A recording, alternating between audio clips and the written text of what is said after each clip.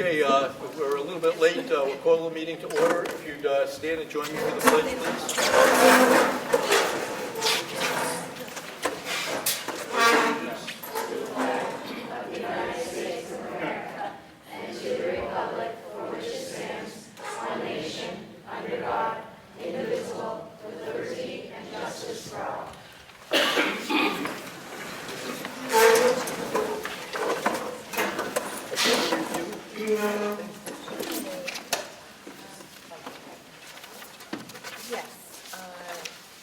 School board member vacancy. Okay.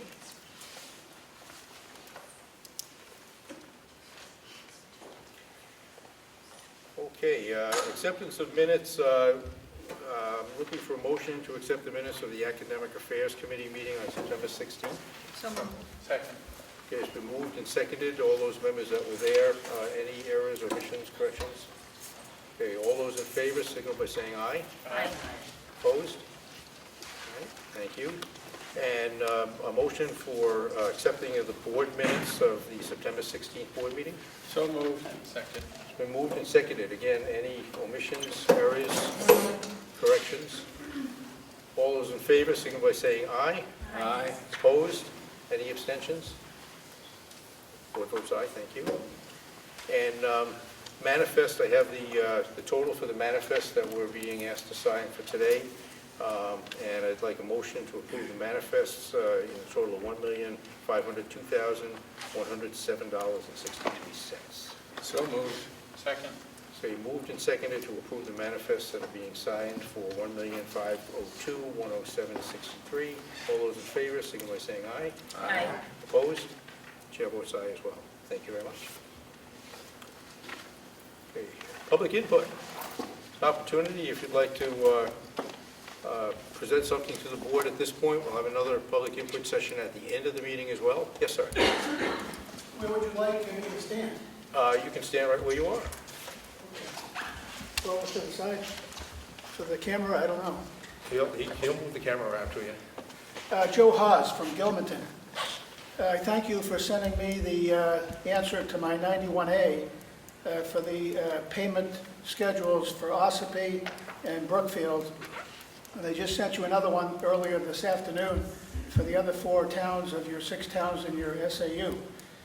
And I was just over there at the Ossipee Board of Selectmen meeting, and one of the women, there's 3 of them on the board, read a letter by one of you saying that you better pay up because it's required of the payment schedule. And I did some research. I found out that that's under the old statute that's since been amended in 2016, where it says that the selectmen are authorized to send their warrant over to the tax collector to bill and collect for the school tax rate that the DRA sets, because you send in through the MS-22 form the appropriation request that is voted on by each town. And that's a request to the state to fund the education. And you all know it.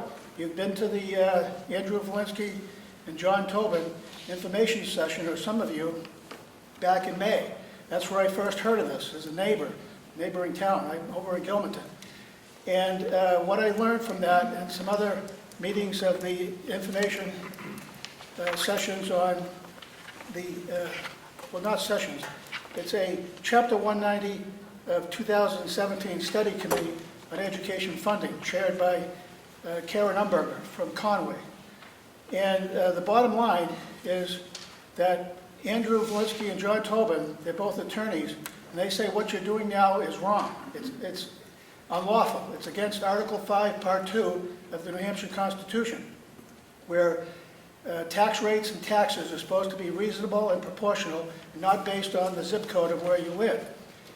And it would be nice of all of you to maybe write a stern letter to the DRA, because that's what the Board of Selectmen in Ossipee voted on.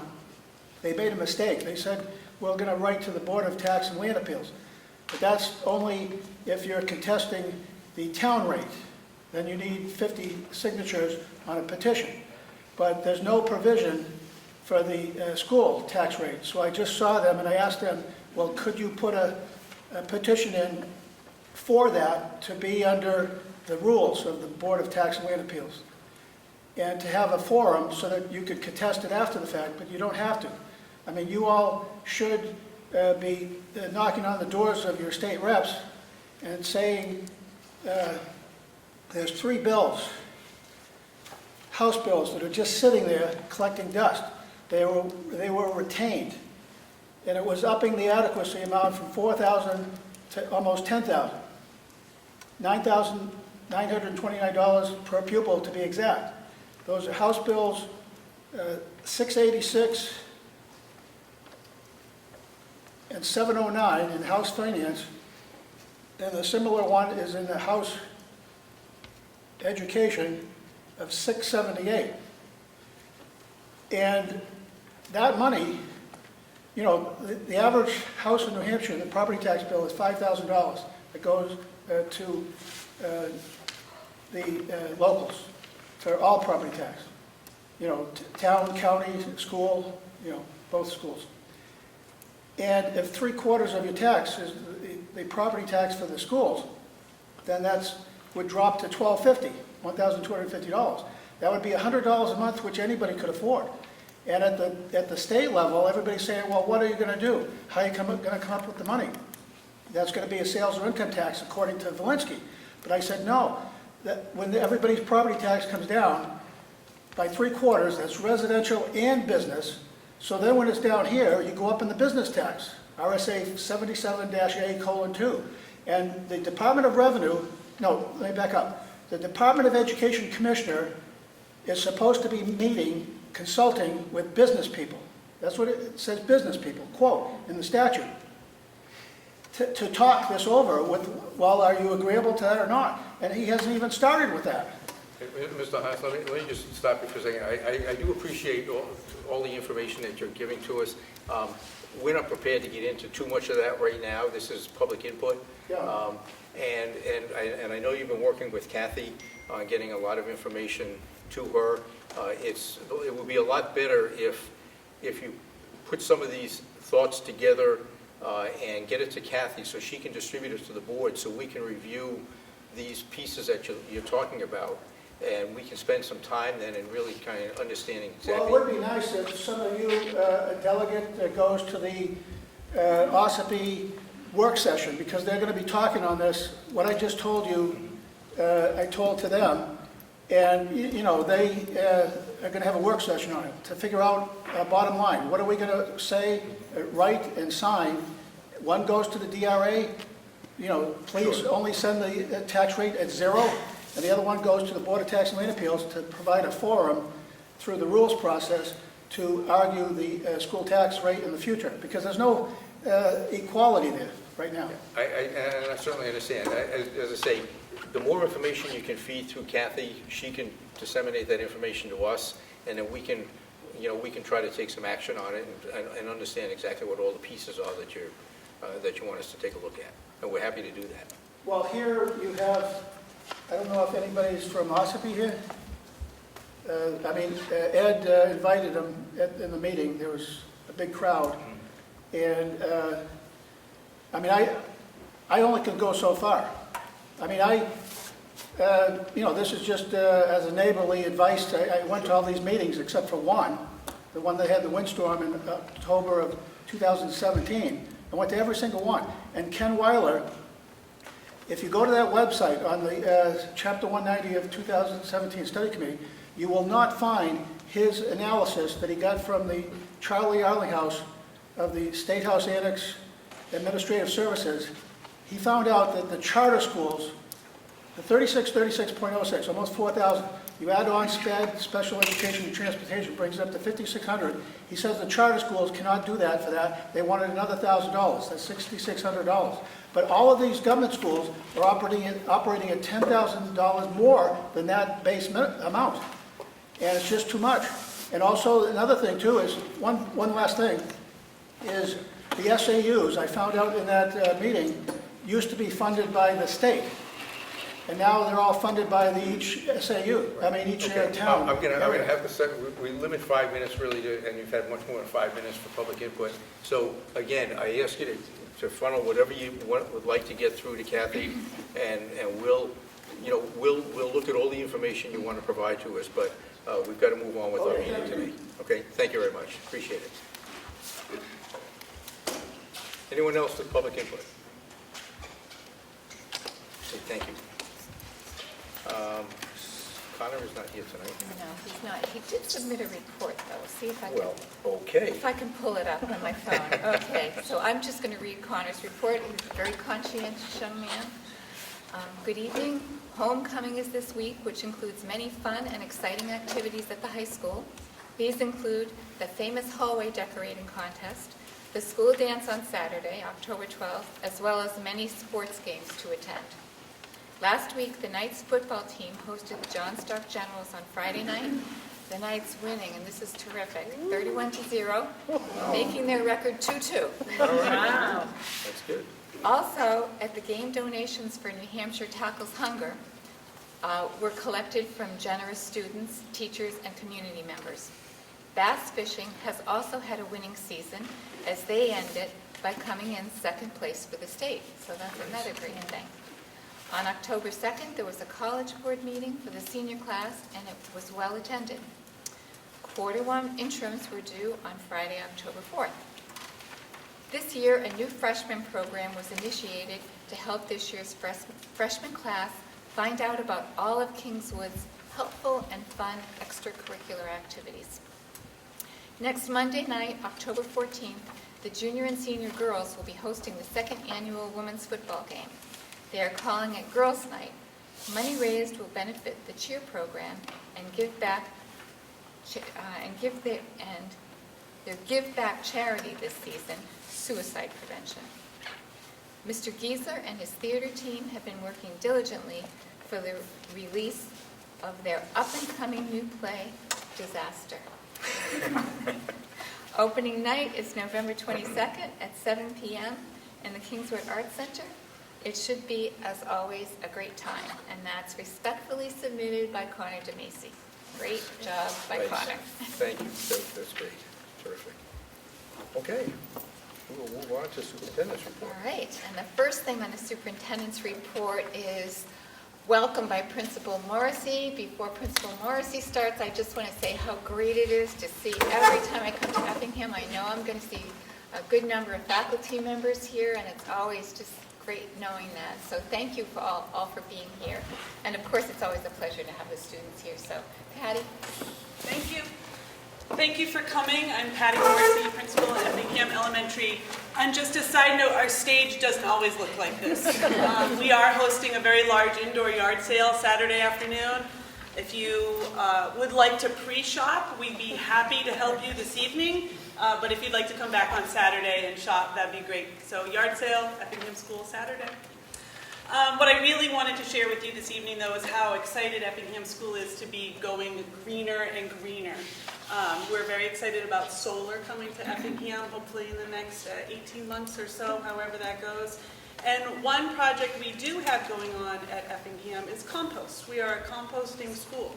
So I have brought some of the compost crew here to speak to you about our process for composting, how we're managing it, and how we're getting it done here. I have Dean Richards, Lily McKellar, Haley Hammis, and Owen Cotton, and they will be speaking to you about compost.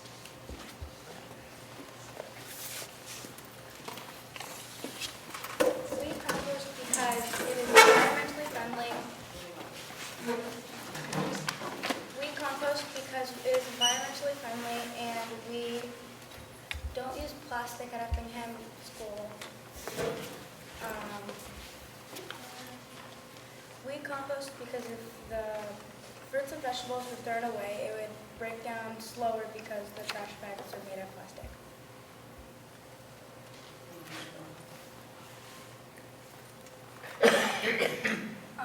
This is basically the cycle of like how it's composted. You start off with an apple, then you eat it and you compost it. It turns into soil, and then you have soil.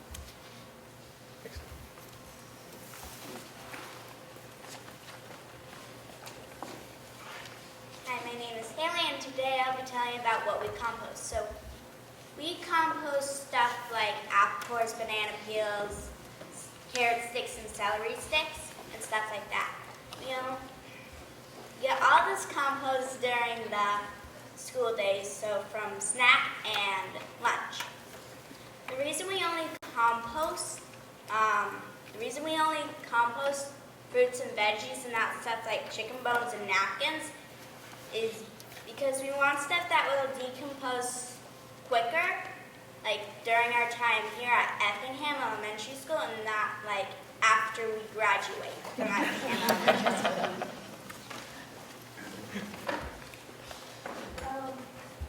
So I'm going to be telling you how we do it. So in our whole school, we have 3 compost buckets. One down here, one in the big kid hallway, and one in the little kid hallway. And so we all go to get one compost bucket, and we go to weigh it first. And then we write down the results on our graph paper that is going to be passed out. No? Yeah. And then we go outside to dump it, and we dump that, and then we go back to wash the buckets. We use the compost to garden, and we also compost so that it does not go into landfills.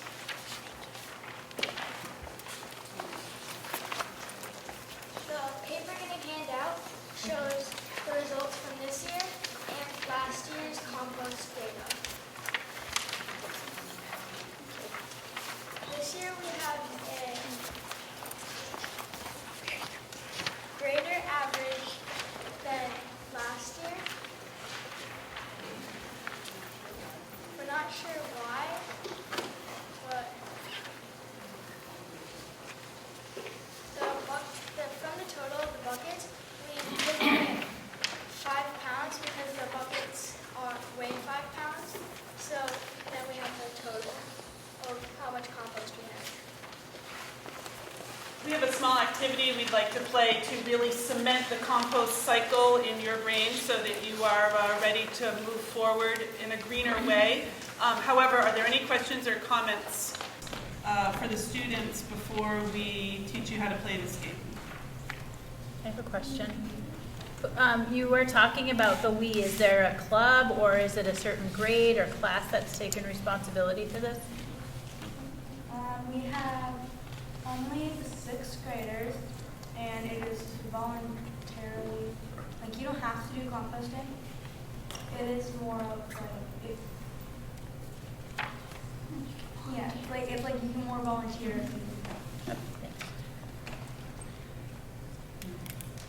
Do you have an area outside where you dump the composting bins, or do you have a big composter outside? So we have 3 buckets. We have one, they're all open, and we have 3 buckets that are all opened. So Owen's going to teach us how to play a game that is based on a very popular children's game, rock, paper, scissors. So Owen's going to teach us how we're going to incorporate the compost cycle into a rock, paper, scissors game before we play. So we're going to be playing rock, paper, scissors. I mean rock, paper, scissors, ultimate evolution. And today we will be playing the game. The rules are you cannot play the same person twice. The winner of the game moves down the stages of decomposition, and only the winner moves up.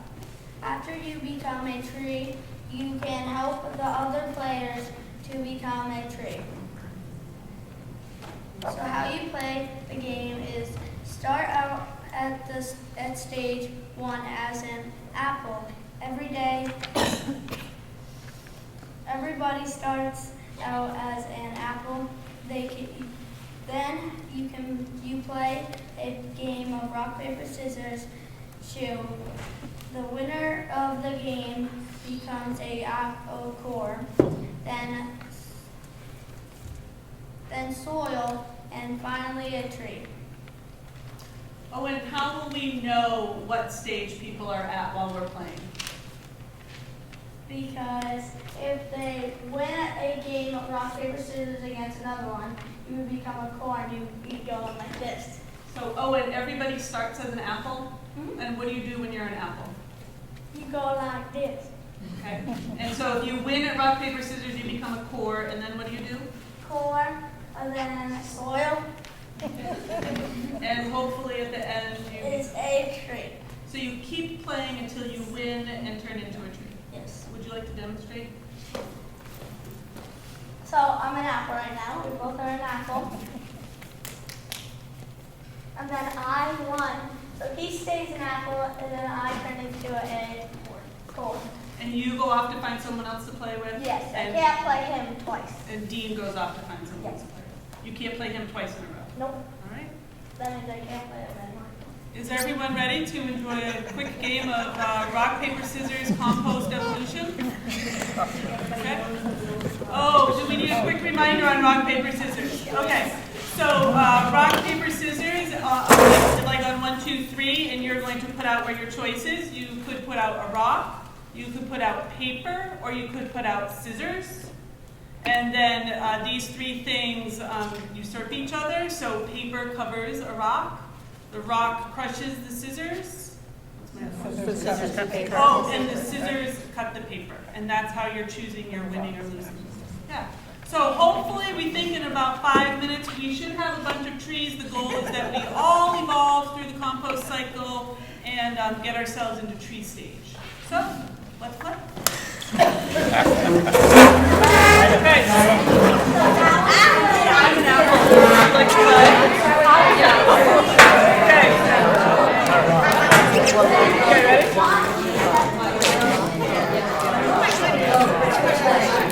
Okay, you cover me. You're a core. I'm going off as an apple. Hello, I'm an apple.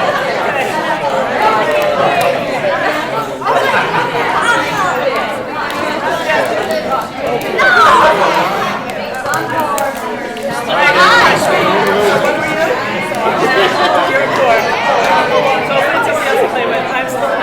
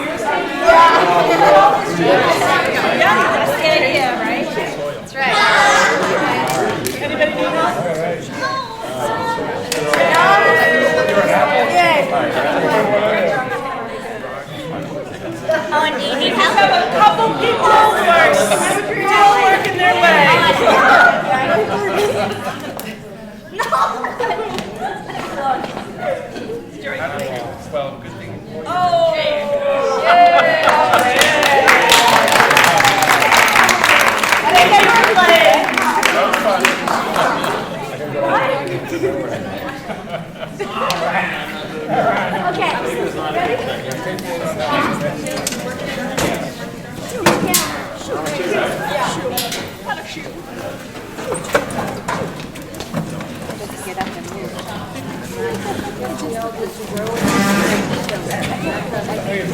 Eventually. Then we should play it again. Thank you for playing. Thank you. Thank you. Thank you. Thanks.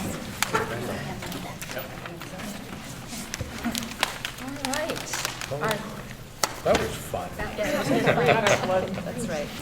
And we're all trees. I wish it were that simple. Compost always wins. It's gonna win out in the end. Compost always wins.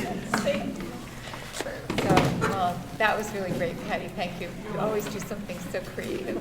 It's always fun to be interacting with the students, so thank you very much. You're welcome. Our next order of business is the Carroll County Broadband Project. We have two gentlemen here to speak with us about the project tonight, Steve Knox and Rick Hyland. So, come on up. Yeah, why don't you, if you stand over there, then I think these guys can kind of focus in on you guys. There you go. My name is Rick Hyland. I'm a selectman, chairman of the select board in Albany, New Hampshire.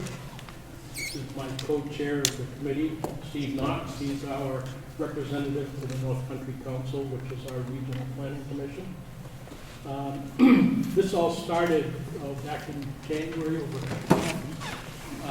about the need for better internet access and broadband coverage in basically our area of towns up in the northern part of Carroll County.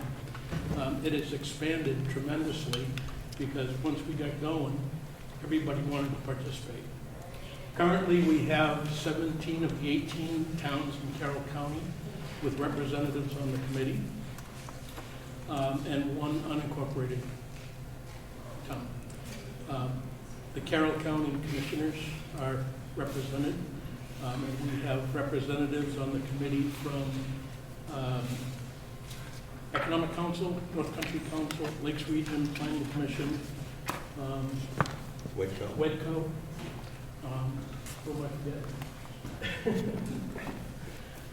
Delegation members, Stacy. And the county delegation has a representative there. Committee. We formed this committee in July after conducting 3 workshops where we invited people in to speak to us in an information gathering and research project.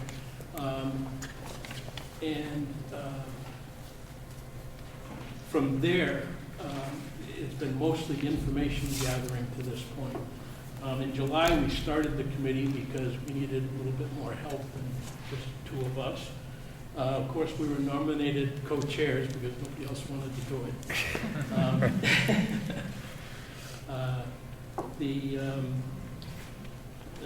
The meat of the matter here is getting more information on what we can do to improve internet speed as well as broadband width.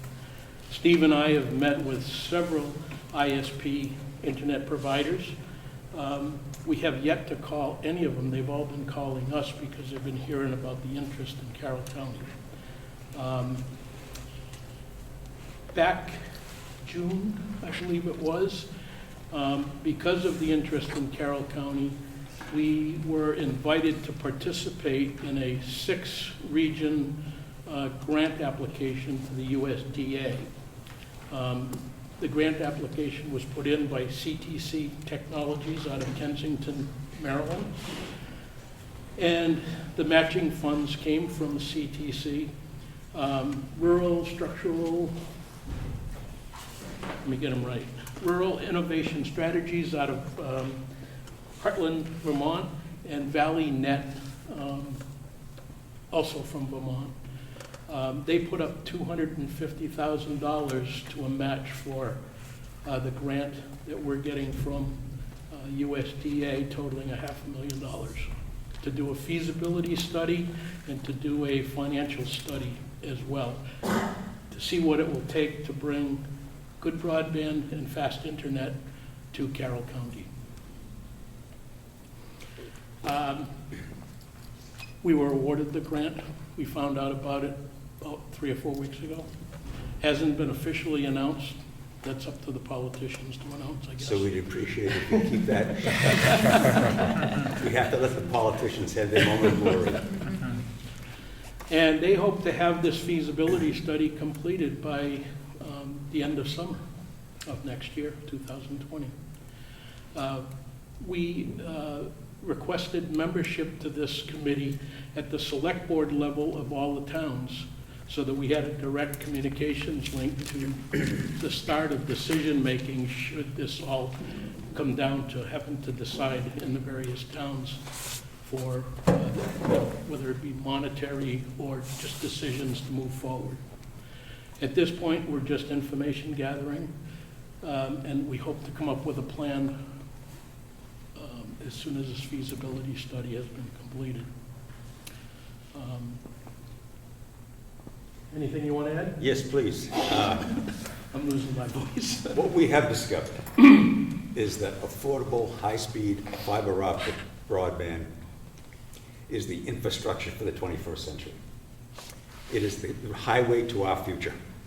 And what that highway offers us is the opportunities to improve the quality of our life, open up greater opportunities. It definitely will determine our future to a greater extent. And as Rick mentioned, our goal is to bring that to every home, to every business, and every civic center in the county. What we all have also discovered is that the urban, what they call the urban-rural divide is alive and well. And Carroll County falls in the category of rural New Hampshire.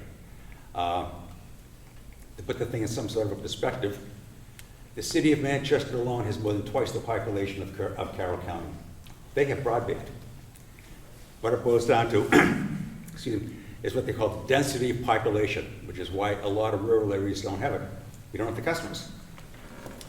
So that's an issue that we're going to have to deal with. And as Rick says, when we get this grant, we're hoping that that will determine to a great extent just how we get around that issue.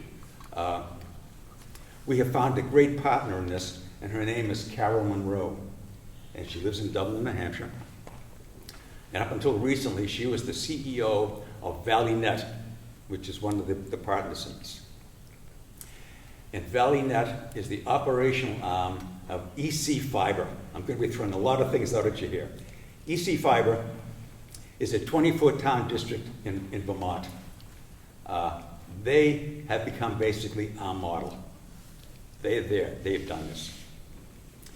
And Carol Monroe, who has attended 2 of our workshops, and Rick and I are in constant touch with her on this thing, forgets more in a day than we will ever know. She has just been a godsend to us in this, telling us what to do. So with her expertise and our background and our enthusiasm, and as Rick says, we've got 17 of the 18 towns in Carroll County that are involved in this. This is our future. In some respects, without trying to sound too dramatic here, it is our future to win or lose. And we have to commit to this. One of the things that Carol mentioned that we found very interesting is EC Fiber is very similar to what Carroll County is. And she says that they have noticed one trend over there already, which I think is interesting. And I'm sure we can all relate to this. We lose a lot of our young people. We have for decades. Future is limited here. They go on to find another future. But with high-speed bandwidth, what they have found is with employees now allowing the employers allowing the people to work from home, these people are not coming back home. They left to find a career, now they're bringing their career back home to them. And we think we can find the same thing here as well. And as far as education goes, I don't think any of us have any idea 5, 10, or 15 years the impact that high-speed affordable broadband will have on education. I was talking with the superintendent, Kenneth High.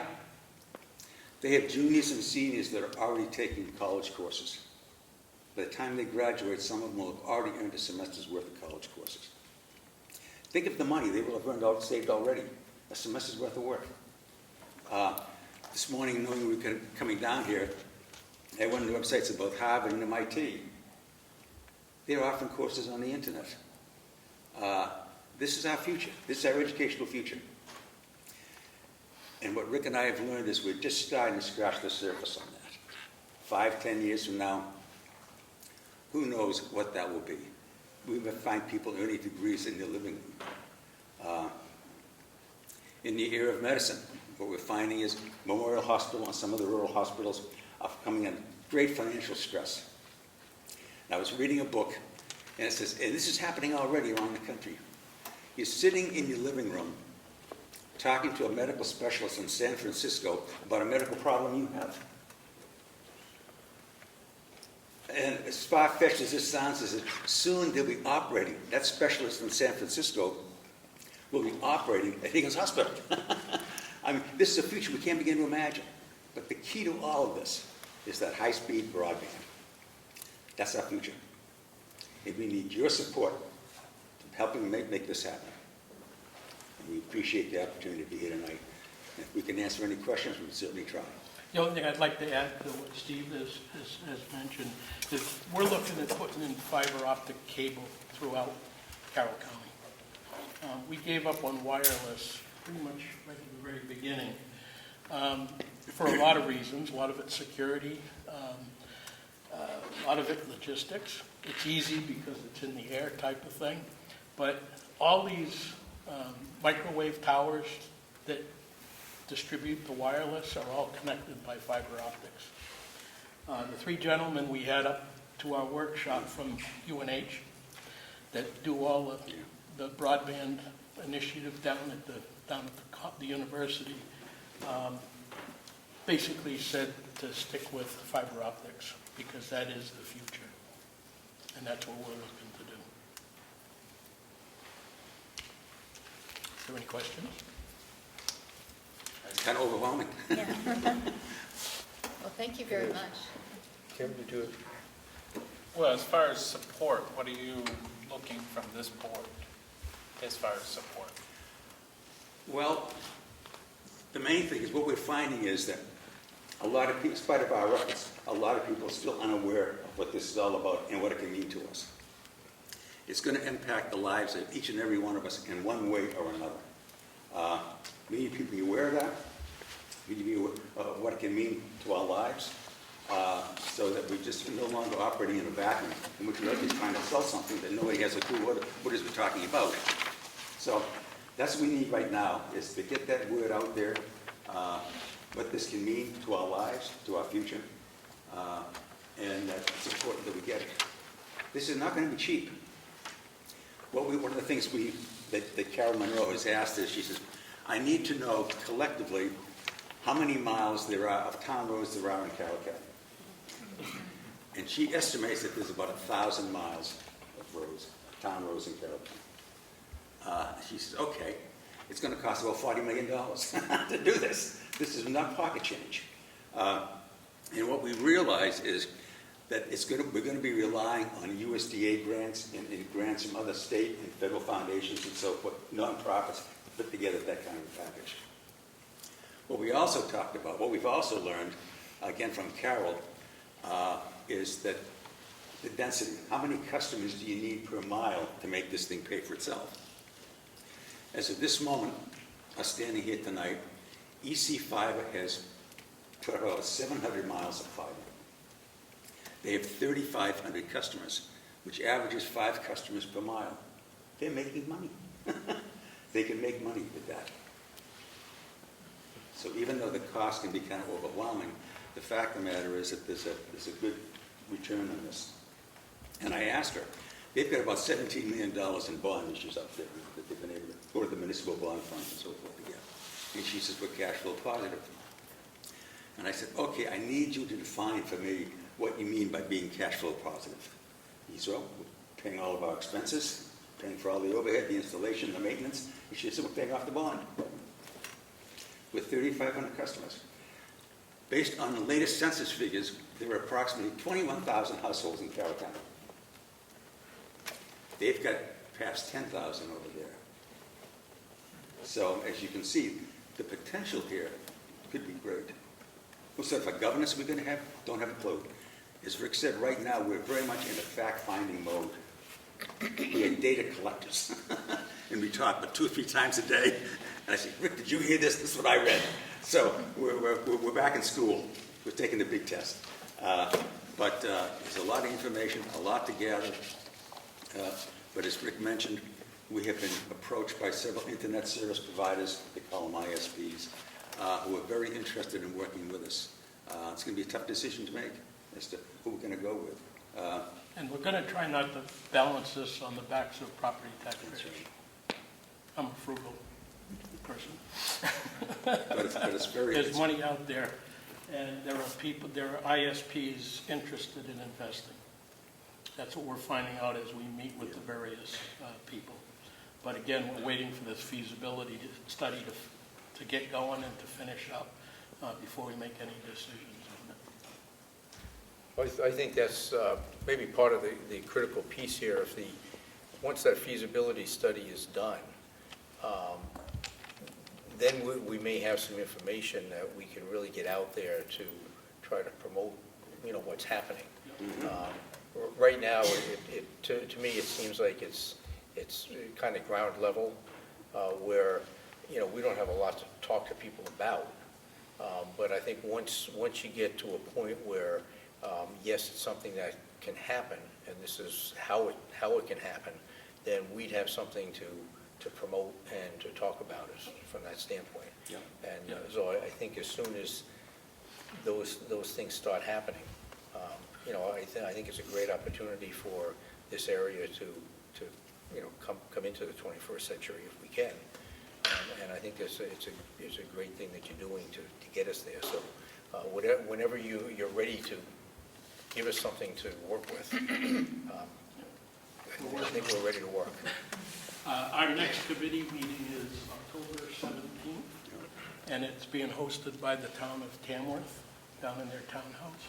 And all our meetings are open to the public.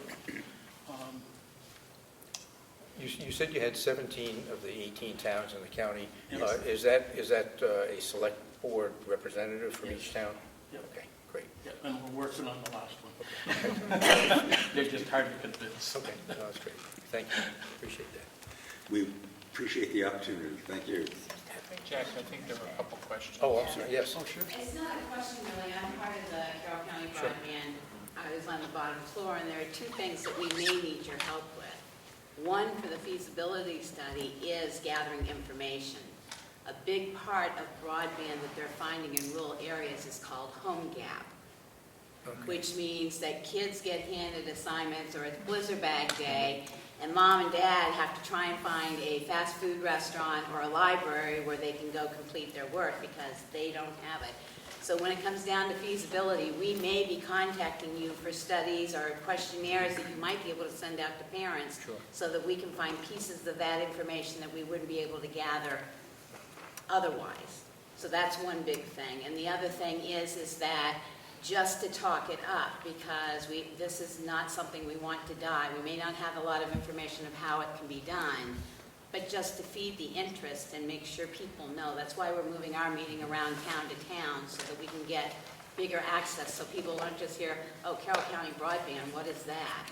This is truly a down-to-earth, boots on the ground, dig in, of a number of people that have gone to many meetings and listened to webinars and stuff to learn what's out there, because it's not just broadband, the hardware. There's actually something called broadband acceptance, which is 5 parts. It's not just the lines, it's not just the people, it's the training and the equipment and the implementation of the current use of electronics in today's world. And I think that's what we may be. You've got people, I know, you've got kids that are programming already. They're doing robotics. That might be stuff that we need for part of the feasibility study, or to apply for more grants that we can show that these things take place, but they could be expanded throughout our county if it was allowed to happen. Great, great, thank you. Appreciate it. If I can just leave with one little story, if I can take 3 more minutes. We've had a lot of talks with Carroll Monroe, who I said has just been a godsend to us.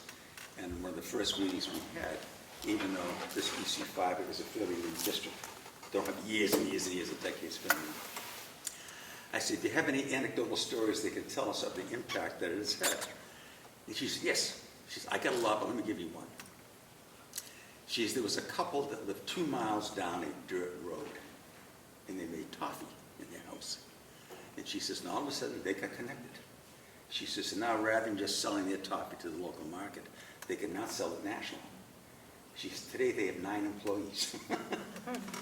So I'm not going to stand here and tell you every home business can do this, but I think what it does is it opens up the possibilities. It's your market, who you're selling to, the product or service who you're selling to. All of a sudden, it's more than national, it's global. It just gives you opportunities that otherwise you might not have. So, again, thank you very much. Just one last thing. Okay. No, I did the last one. You may have adequate internet access and speed today, but will you in 3, 4, 5, 6, 7 years down the road? Does everybody remember dial-up? That was pretty fast at the time. So that's what we're going at. Thank you very much. Thank you very much. Appreciate it. Thank you. Okay. Our next agenda item is update on the Town of Ossipee payment schedule information.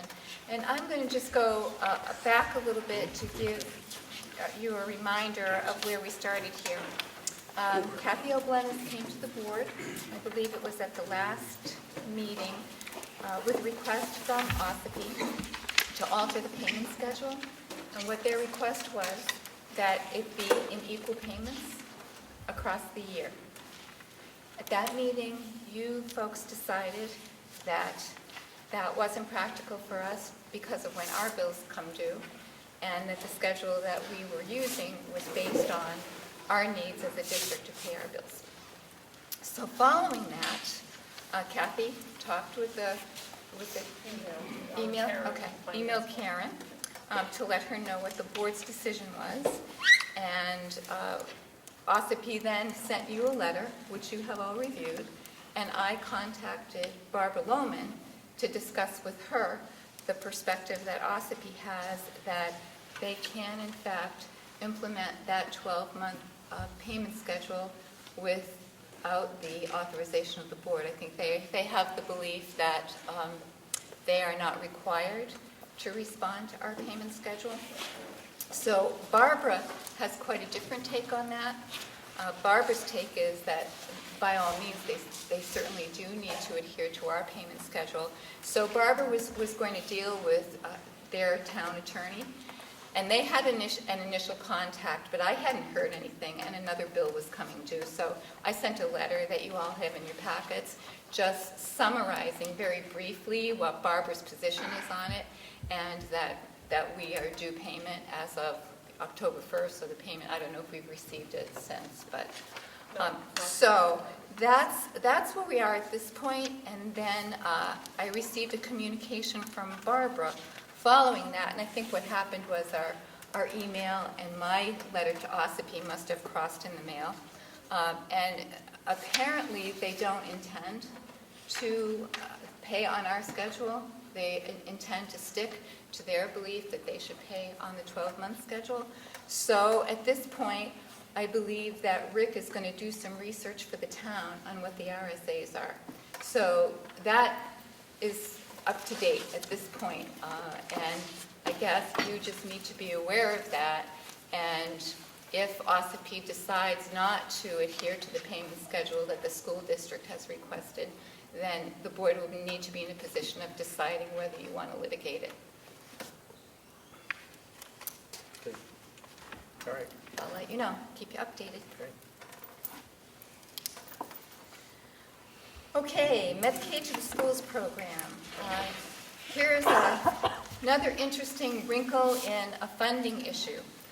The Department of Health and Human Services has put the Medicaid program under emergency rules, which changes the process that the school districts need to adhere to in order to get our reimbursements for Medicaid.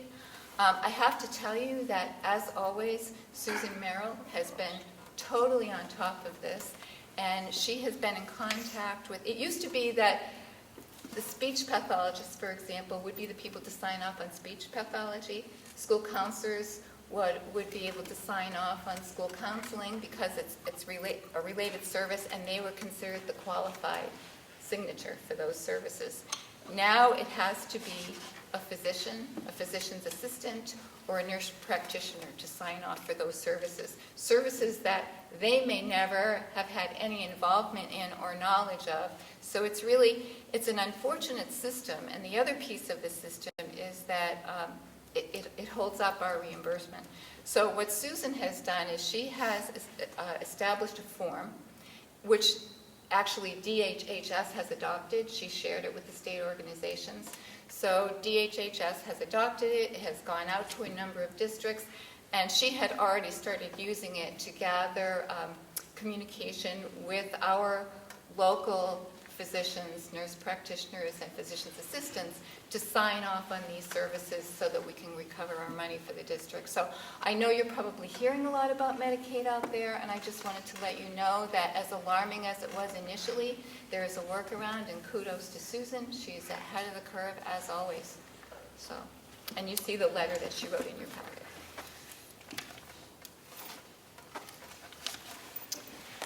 Okay, budget timeline.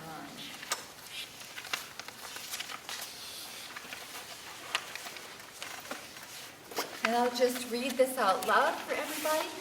Tuesday, October 15th, I'll be meeting with Kathy, our business manager, and our principals, James Riley, Bruce Farr, Guy Donnelly, Kelly Colby-Seavey, Mary Doan Myers. Then Wednesday, October 16th, Kathy and I again will be meeting with Andrea Forney, Ryan Patrick, Brian Beaverstock, and Patty Morrissey. Thursday, October 17th, will be Susan Merrill, Paul Mikowski, and Kat Crosby from Middleton.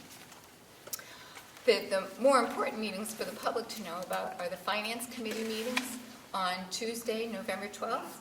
That's at 6 p.m. at Crescent Lake School. Wednesday, November 13th at 6 p.m. at Crescent Lake School. And Thursday, November 14th at 6 p.m. at Crescent Lake School again.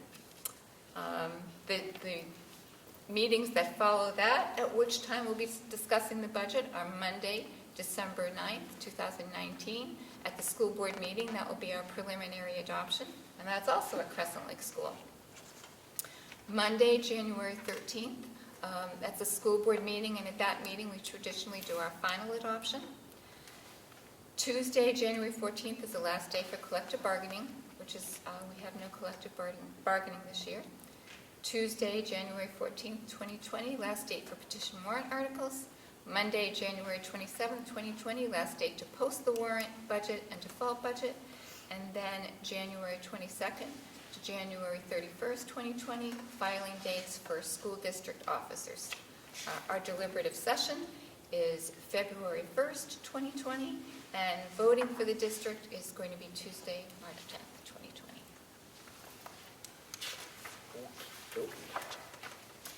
So it's all starting, all over. It seems like That's good. And we're going to use the same format as we did last year, probably for the principals. Yeah, I thought that Making the worked. presentation. I thought it worked pretty well last year. Okay, great. Thank you. All right.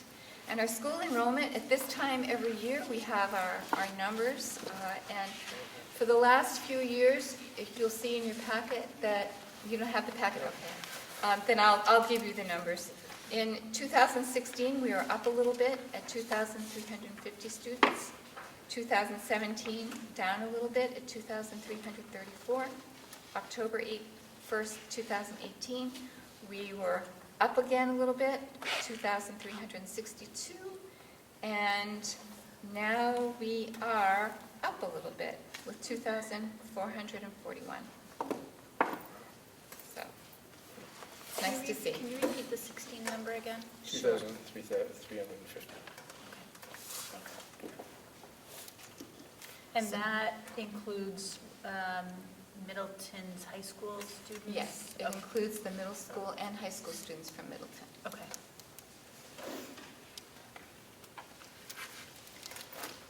All right. Next item, school calendar. So this year was a particularly difficult year for putting together the school calendar because of where Labor Day falls.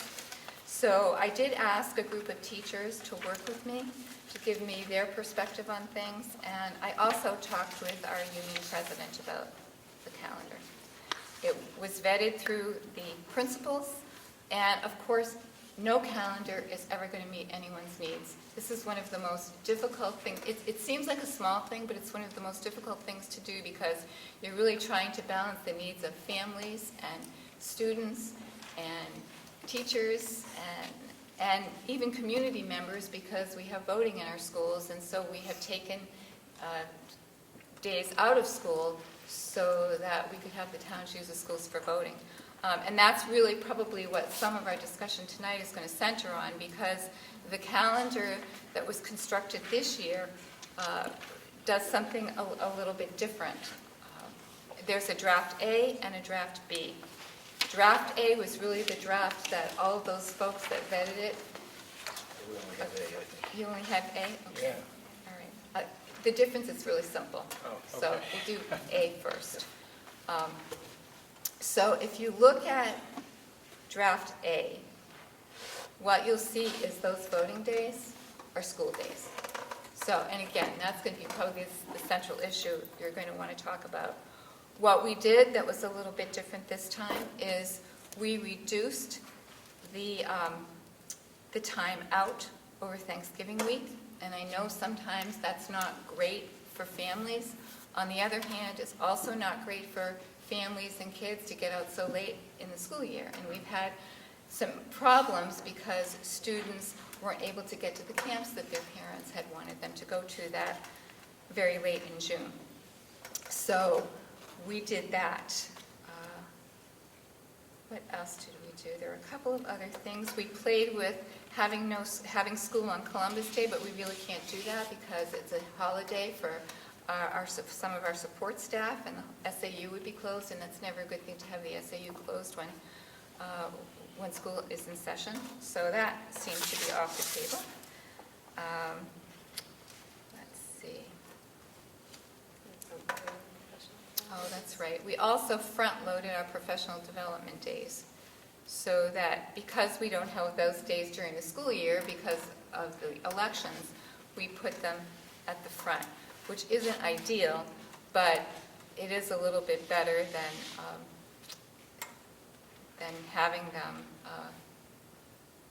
at the end of the year when it's really hot and people are tired. So the other thing that I'm recommending, similar to what we talked about this year, is an end date of June 18th, so that we do 3 blizzard bag days, have day 1 be a blizzard bag day.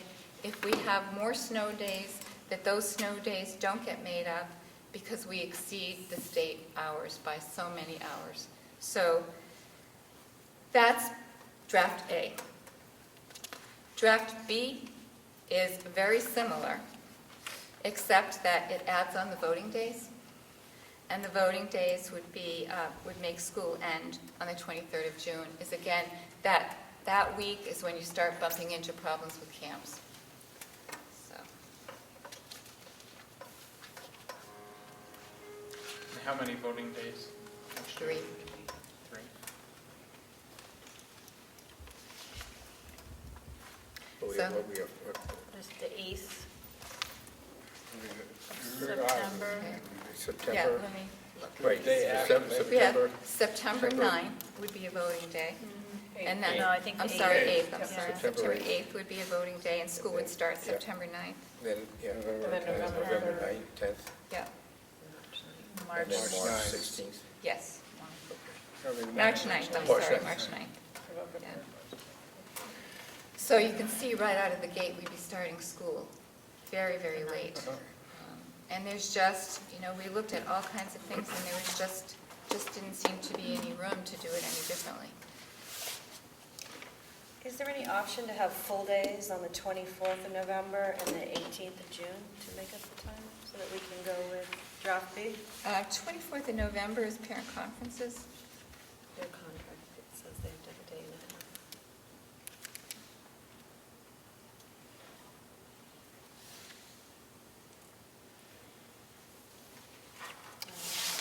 And where does it stand? I know the governor was looking at signing something or potentially. About Labor Day? Yeah.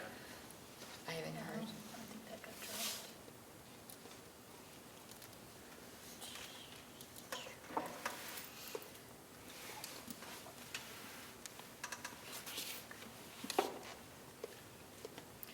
mean, the big issue obviously is the two towns that have been using the school for voting. And you know, I know it's been an accommodation for both Effingham and New Durham to be able to use the school on those days. But I think in the grand scheme of things, you know, we've got to look at the entire student population in all 6 towns and figure out, you know, what's a more equitable way of, you know, looking at the calendar. You know, is there another option in Effingham to hold elections? And, you know, where could they do it? I know they used to do it, I thought, in the old fire station down on 153. Is that a possibility to do it again down there? And if that's the case, you know, if it's an option in Effingham, what might be the option in New Durham as well? You know, again, I don't know enough about New Durham's fire station, if that could be used for elections or not. I know even a town like Moultonborough uses their fire station for election. They move the trucks out and they set up the voting booths in the fire station, and that's where people vote in Moultonborough. So, But if we could potentially use the 31st, 1st, and 2nd, but then that would eat up the professional development yeah. days. We need 5 Can't of those start at total. 9. 5 PPA days. Have we asked them? Have we reached out to the 2 towns and asked them if they could do Well, that? several years ago when this first came up, it was, you know, we kind of got trapped into a situation where we had to make a decision from a safety standpoint. Do we allow them to, because they were in the schools, they hadn't made any other provisions necessarily to hold their elections elsewhere. And from a safety standpoint, it was either, you know, no school across the district and allow them to use the buildings, and that's what we chose to do at the time, at this point. Now we're getting all the pushback for the late ending of the school year, especially in a year like this where we have Labor Day so late. If you know, if we keep pushing this back, you know, do we want to go to that second to last week of June again as the last day of school and potentially move graduation from the 11th to the 18th? Whether the 12th and 19th. I do know that before Kelly Colby-Seavey was principal at New Durham, that she actually invited New Durham into the schools. They were holding their elections elsewhere. And I'm sure it's much better for the community and much more convenient to have it in the school, but whether it could be done someplace else, I think it probably could. The proximity from the school to the fire station is not very far. It's probably in walking distance. 500 feet, Yeah. 500 yards. I think they had some reasons why they didn't, some logistics, but, you know, it's been a couple years now. We have to. And I think the last time we had this discussion, I think there was also a timing issue because the time of the decision and the time of implementation were pretty close together. It was a summertime conversation, and I think we were closing in on I think we were like They had a primary coming out in June, posting times, I September. think, for announcing the locations, I think. Right. There wasn't enough time. Right, there wasn't posting time enough to move the election, I think. It was like summer and a September primary. Right, Yeah, exactly. we're talking a year out now. So this would, I think, give folks good notice and an opportunity to, you know, not that I certainly don't like the idea of inconveniencing the towns and making it voting more difficult. On the other hand, we have a dilemma here because of the students and what it means for them. And we're also talking about the students that are coming to the vocational center as well. You know, we're adversely, if we close the schools on voting days, we're adversely affecting those students from the sending districts that are sending kids to the vocational school as well. I mean, I'm more in favor of draft A, not that we necessarily have to vote on it tonight. I guess I'd like a discussion maybe with those 2 towns to say that, you know, the direction we're headed is to see if you could hold your elections in another location. And again, with the explanation about, starting late, trying to end a little bit earlier in June, for just a lot of those reasons we're talking about, and, get a reaction from them. And then we can still make our decision one way or the other if we want to, if they insist on some accommodations, whether we are going to do that or not. I think we have to decide that as well. So, it's up to you. I mean, you can vote on it tonight, or you can. Yeah, I would say let's hold out at least one meeting so that we can reach out to those towns. Yeah, I think it's the right thing to do is to give them a heads up. It may not change anything, but does voting have to be, I'm thinking of like a town like Brookfield where the voting hours are not, does state RSA dictate what hours you have to be open for voting? Yes, if it's a federal election, I know it is. Yeah, isn't there? Well, I know for Effingham, it became space because the state requires so much space and that sort of stuff. So that's why the school worked out.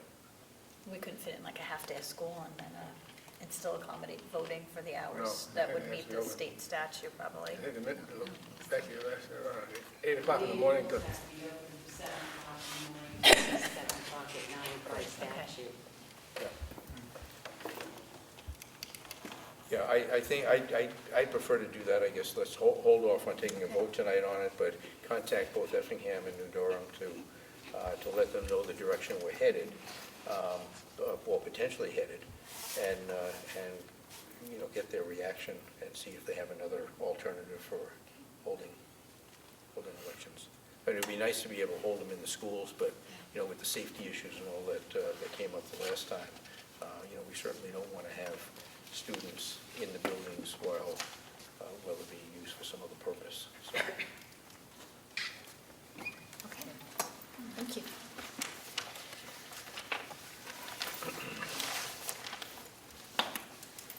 And it is that time of year.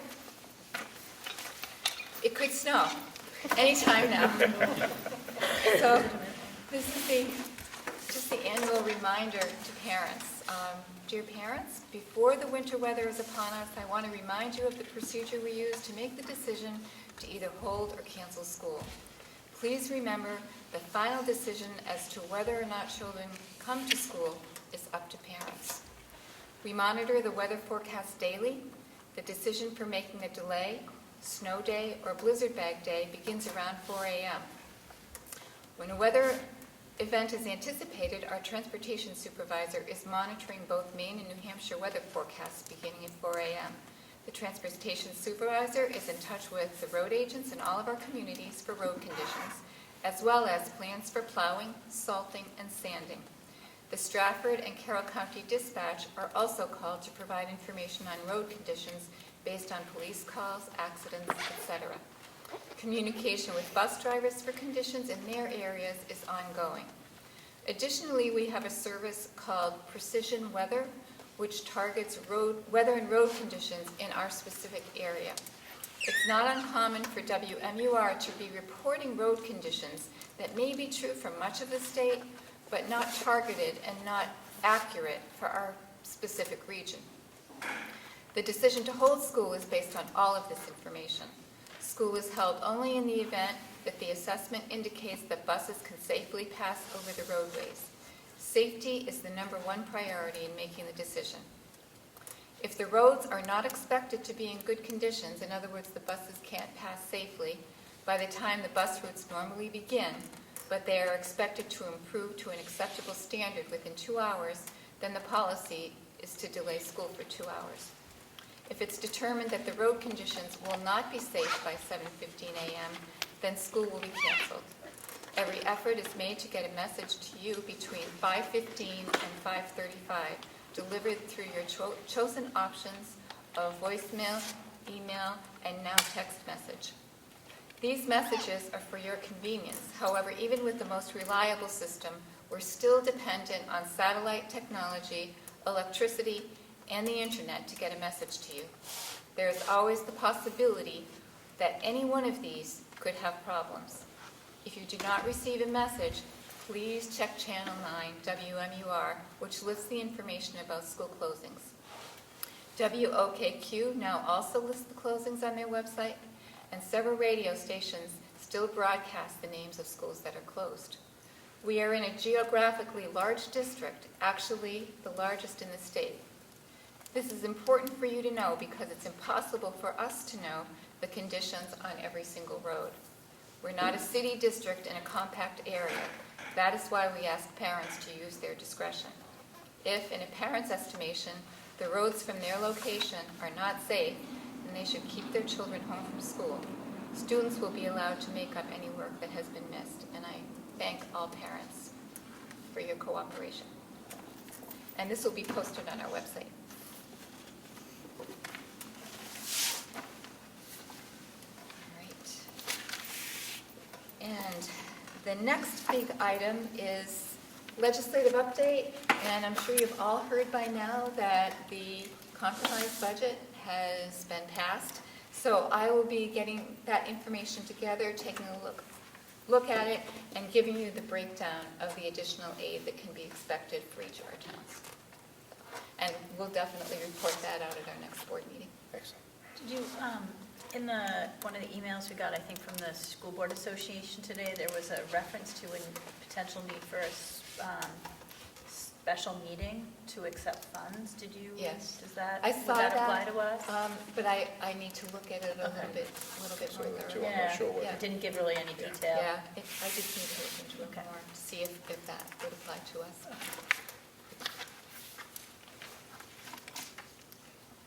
Okay. School board vacancy. Yes. School board member vacancy. As you all heard at our last meeting, Bridget thought she might be here as a last meeting today. She's moving to another town within the district, but not Effingham. She is our Effingham representative. So we need to find another representative for Effingham. So the process that we followed the last time was to place a posting, an immediate vacancy for a school board member from the town of Effingham. And we will post this, and then we also will want to set, I think, a time for you to interview the candidates using maybe similar questions to the interview that you conducted last time. So that posting will go in if you... Do we know what the timing is as far as how long the posting needs to be up, or and what our criteria is for cutoff as far as people applying, so we can then set a meeting for interviews? You know, I don't know if there's a period of time, but I'll find that out. And I will get that to you in an email. Because it would be nice to have somebody on board, you know, fairly quickly, so they can kind of get their feet wet and hopefully run for the balance of the term next March. So I would think if we get the posting out this week, Yeah. that we would probably want to leave it up at least a couple of weeks.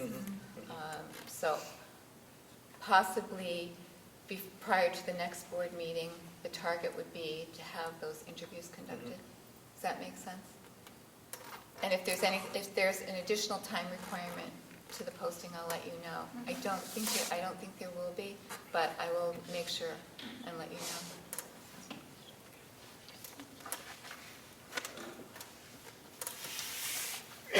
Okay, under New Hampshire School Board Association, we did meet on September 18th, and we had a visit from Dr. Carl Ladd, who's the New Hampshire Administrators Association, from Jane Bergeron-Ballou, Special Education Administrators, and from Bridie Belmare, who's the Association of School Principals. And the relationship with New Hampshire School Board Association is considerably better today with all of these other organizations, for whatever reason, whether it's just communication is better, one of these organizations is in the same building now with the School Board Association, which is very helpful. They're right down the hallway, so they can talk all the time.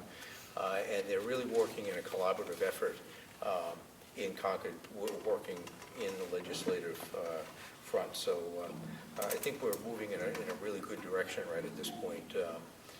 Barrett and these three people have really worked very, very well together to see what they can do as far as promoting the educational process for us. So I'm very encouraged about that. We are meeting in November, which I won't be at because I'll be in Crescent Lake at a finance meeting. But at that meeting, the board will discuss any proposals for the annual meeting to discuss. So if there's any last minute, I think that deadline is coming right up. The resolution. For the resolution. So any new resolution will be discussed by the exec board the week before, recommended to the full board in November, and then those will be the ones being brought forward in January. So. Thank you, Jack. Okay. Under chairman, we had 3 expressions of sympathy that were sent out. One to Cindy Joseph on the passing of her father, one to Mary Ann Belanger on the passing of her mother-in-law, and to the family of Len Martin, who passed away. As you know, Len was our long-term person in the vocational center and the culinary arts, and I know Len had been not well for quite a while now, and he passed away, so our sympathy to his family. Moving on to committee meetings, academic affairs. So that'll be me subbing in for Wendi this evening. So you'll remember the full board tasked the academic affairs to review the policy concerning new athletic teams a few months ago now, at least it was well before summer. So just to let you know that it's still a topic of discussion for us. It seems like each time we sit down and look at it, we raise additional questions. Kathy and Heather have been really great, and I'm sure Kathy's been in there too, having to get some numbers for us and look at different things. So we don't have anything to bring forward tonight, but we're still looking at it. And I would think probably, at this point, probably no changes that might affect this upcoming budget, but we're still looking at it, and we'll be back at some point in the future. Okey-dokey. Building and maintenance, Julianne. We have nothing new tonight. We'll be meeting next month, and hopefully we'll have an update on solar power for you. All right, excellent. The only thing I have under finance is obviously the schedule for the finance meetings coming up in November. Again, important to get those out there and let the people know when they are, so we can have some people in the audience to understand the process and understand exactly what it takes to put the school district budget together. Nothing for human resources. Advanced planning, you can see down below our next homecoming week, obviously, is this week, the 7th to the 11th. No school next Monday, which is Indigenous People Day. We'll call it that. On the 17th, it says Skylight Dining Room opens, and at 6 p.m., Kingswood Regional High School Music presents at the Arts Center. The induction on November 1st is the induction of officers at the Lakes Region Technology Center, and you may get an email or an invitation in the mail to be there. Enjoy breakfast with them as well. And our next school board meeting is in New Durham on November 4th at 7 p.m. Public input. Yes, sir, 5 minutes. 15 seconds. Okay. Yeah, I was at the Frothingham Board of Selectmen meeting last Tuesday, and they stated that they're going to have a school board meeting on the 28th of October, I think. That's been changed since you were there. I got an email this afternoon that day isn't going to work for them, so we're trying to find another date. They picked December 3rd, but that's not going to work for me. So right now, it's either that week or the following week. We're going to try to set a date where, and I'm going to make the presentation on the funding formula and all of that for them, if we can get a date that works for everybody. Thank you. Yeah, you're welcome. Any others? There's always a yard sale on Saturday. Yard sale on Saturday. Don't forget the yard sale Saturday. Shop often. All right. Closing comments by board members. Krista, how about you? I love being in Effingham. I just love being here. It's such a nice school, and it's so cozy and warm, and it's wonderful to be here. The other thing I'd like to say is that I thought Kathy did a very nice job making believe she was Connor. So the report was very well done. Thank you for the compost demonstration, and I never played this. You never know what you're going to do. I had no idea. I've seen it done, but I've never done it. So that was interesting. I became a tree. That's good. That's good. Tim? Certainly, thank you, Patty. Thank you, staff, for coming. Great to see you all. And the presentation for the broadband, I'm excited about that, especially when we get the influx of people on the weekends, and it's like, oh, is this thing ever going to work? So yeah, I think it would be needed. So hopefully that project continues. And Kathy, thank you for continuing, both of you, trying to work through this OSFI thing. For me, it's very unheartening to know that something that's been in place for so long is now starting to take the road of a legal path, which then costs the taxpayers. So something very simple just can't seem to be worked out, but that's that. Thank you, Patty. The presentation was great. Make sure you thank the kids for us. I will, you're welcome. Dr. Jim? Oh, Patty, thank you. I started out as an apple and ended as an apple. I've never lost rock, paper, scissors before. And I lost 100%, so don't ask, I have no idea. Almost happens. Yeah, we're under another term. Okay, let's go. Stacy? Thanks, Patty. I wasn't surprised when you said Susan came up with her own form when things started to slow down, because what we know of Susan, especially from our finance meetings, is she, does amazing things to keep the money moving in there and meet all the needs. So give her our thanks for that. Kelly? I just wanted to thank Connor DeMacy for mentioning the high school, middle school production in his report, and everybody make sure they go to the show. All right. You don't have to say anything if you don't want to. It is always great to be in Effingham. It is, and also we've got Effingham staff here, and we have Crystal Lake principal too, so that's really nice to see. So It is great. Thank you. Thank you, Patty. And again, my favorite part is dealing with the students. I always have fun doing it. I look like an idiot, but that's okay. So it doesn't matter. But anyway, thank you very much. It was great. And I'm also excited about the broadband. I think, it's certainly lacking up here, and, the north of Concord definitely takes a hold when you're talking about those types of things. And we definitely need that help, and hopefully it'll move forward. Can I ask a question? Sure. And I'm embarrassed to be this ignorant, but Middleton and New Durham are not Carroll County, correct? Correct. So it wouldn't be an outreach to them? Okay. I'm just going back to my teacher days of trying to picture the towns that had the biggest impact or need for that, and then that would just be a shame. Wonderful to wrap, but everybody else. But there are gaps in New Durham that, Yeah. so. they're part of Stratford County. Yeah, that's what I thought.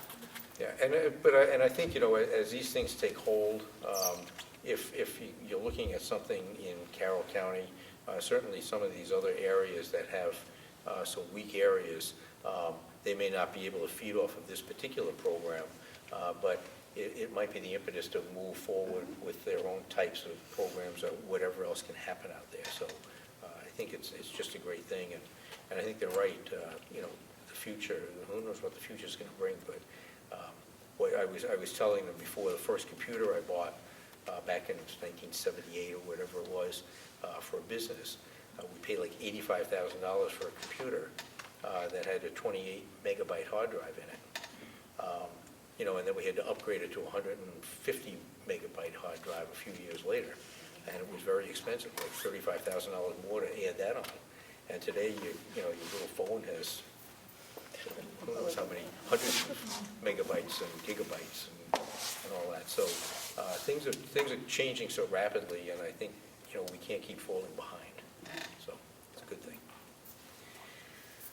Okay, I will entertain a motion to go into non-public under RSA 91A, semicolon 3, paragraph 2, for legal, personal, and student matters. Krista? Second. Oh, sorry, yes. Krista? Dana? Yes. Tim? Yes. Julianne? Jim? Yes. Stacy? Chair's in. Thank you.